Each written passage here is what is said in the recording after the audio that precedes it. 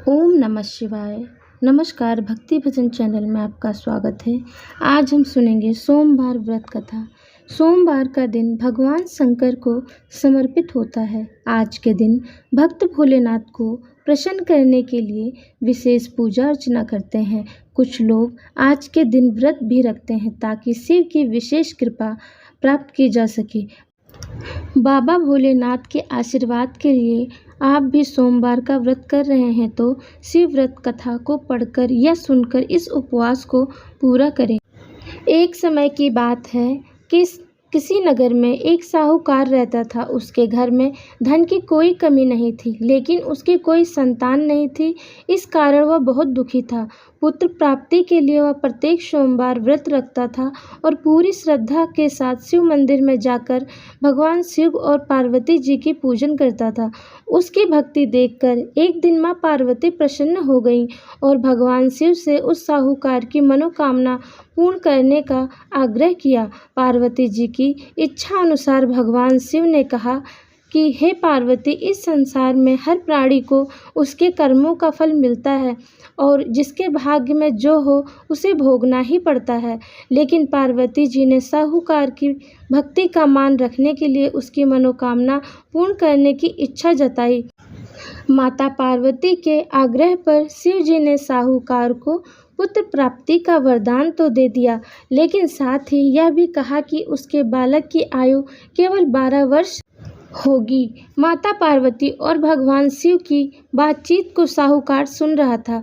उसे ना तो इस बात की खुशी थी और ना ही दुख। वह पहले की भांति शिव की पूजा करता रहा। कुछ समय के बाद साहूकार के घर एक पुत्र का जन्म हुआ।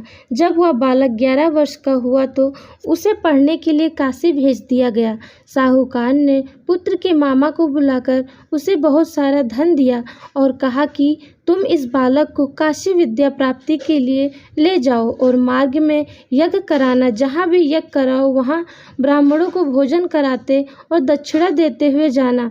दोनों मामा भांजे इसी तरह यज्ञ कराते और ब्राह्मणों को दान दक्षिणा देते काशी की ओर चल पड़े। रात में एक नगर पड़ा जहाँ नगर के राजा की कन्या का विवाह था, लेकिन जिस राजकुमार से उसका विवाह होने वाला था वह एक आंख से काना था। राजकुमार के पिता ने अपने पुत्र के काना होने की बात को छुपाने के लिए एक चाल सोची। साहूकार के पुत्र को देखकर उसके मन में एक विचार आया। उसने सोचा क्यों ना इस लड़के को दूल्हा बनाकर राजकुमारी से विवाह करा दूं।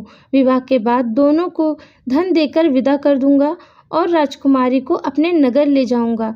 लड़के को दूल्हे के वस्त्र पहनाकर राजकुमारी से विवाह करा दिया गया, लेकिन साहूकार का पुत्र ईमानदार था। उसे यह बात न्याय संगत नहीं लगी। उसने अवसर पाकर राजकुमारी की चुन्नी के पल्ले पर लिखा कि तुम्हारा विवाह तो मेरे साथ हुआ है, लेकिन जिस राजकुमार के संग तुम्हें भेजा जाएगा वह एक आंख से काना है। मैं तो काशी पढ़ने जा रहा हूँ।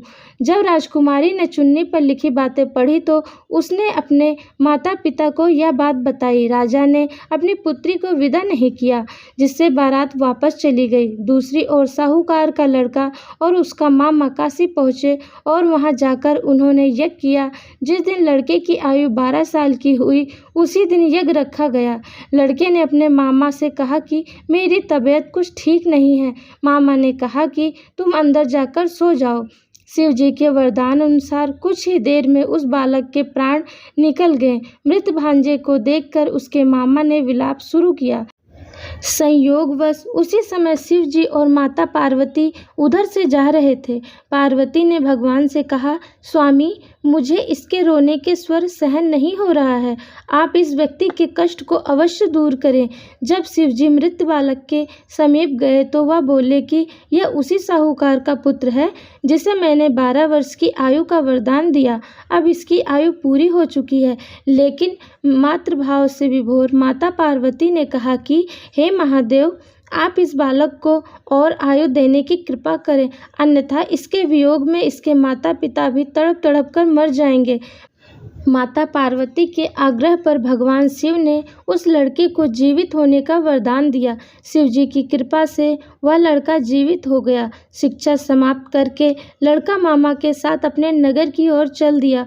दोनों चलते हुए उसी नगर में पहुंचे जहां उसका विवाह हुआ था। उस नगर में भी उन्होंने यज्ञ का आयोजन किया। उस लड़के के ससुर ने उसे पहचान लिया और महल में ले जाकर उसकी खातिरदारी की और अपनी पुत्री को विदा किया। इधर साहूकार और उसकी पत्नी भूखे प्यासे रहकर बेटे की प्रतीक्षा कर रहे थे। उन्होंने प्रण कर रखा था कि यदि उन्हें अपने बेटे की मृत्यु का समाचार मिला तो वह भी प्राण त्याग देंगे, परंतु अपने बेटे के जीवित होने का समाचार पाकर वह बेहद प्रसन्न हुए। उसी रात भगवान शिव ने व्यापारी के स्वप्न में आकर कहा कि हे श्रेष्ठी, मैंने तेरे पुत्र सोमवार के व्रत करने और व्रत कथा सुनने से प्रसन्न होकर तेरे पुत्र को लंबी आयु प्रदान की है। इसी प्रकार जो कोई सोमवार का व्रत करता है या कथा सुनता है और पढ़ता है, उसके सभी दुख दूर होते हैं और समस्त मनोकामनाएं पूर्ण होती हैं। बोलो भोले शंकर की जय, माँ गौरी की जय।